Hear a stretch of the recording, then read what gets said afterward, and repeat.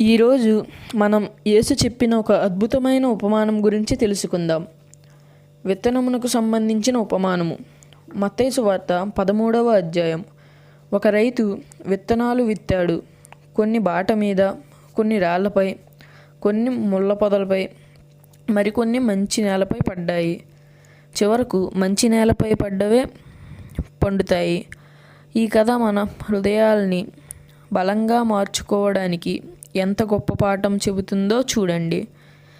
యేసు చెప్పిన ప్రతి కథలో ఒక గొప్ప బోధ ఉంటుంది.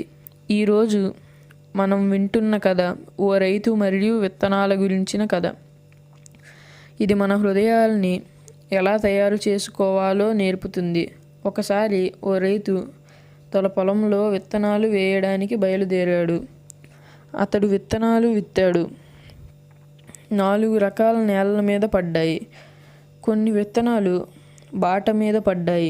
పక్షులు వచ్చి వాటిని తినివేశాయి. కొన్ని విత్తనాలు రాళ్లతో కూడిన నేలపై పడ్డాయి. మొలకలు తక్కువగా వచ్చాయి. ఎండలో ఎండిపోయాయి. కొన్ని విత్తనాలు ముళ్ళ పొదలపై పడ్డాయి. మొలకలు వచ్చినా ముళ్ళ పొదలు వాటిని కమ్మేశాయి. మరికొన్ని విత్తనాలు మంచి నేలపై పడ్డాయి. అవి మొలకెత్తి ఎదిగి మంచి ఫలితాన్ని ఇచ్చాయి.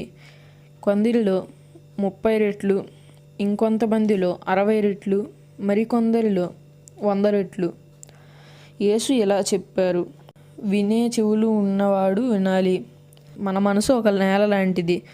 మనం దేవుని మాట వింటే, నమ్మితే, పాటిస్తే మన హృదయం మంచి నేలలా మారుతుంది.